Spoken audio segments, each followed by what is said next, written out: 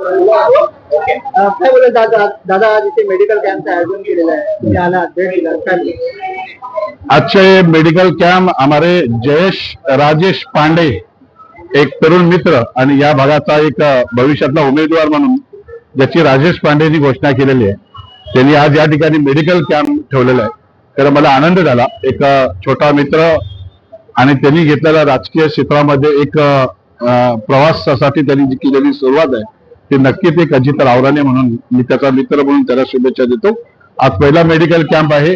अनेक medical camp घेऊन गोरगरिबांची सेवा करण्या या मेडिकल माध्यमातून आपला एक आशीर्वादाच्या रूपे ही लोक या ठिकाणी देतात. या भागातली लोक अतिशय गरीब आहेत परंतु मनाने फार मोठी आहेत, जी चांगली आहेत.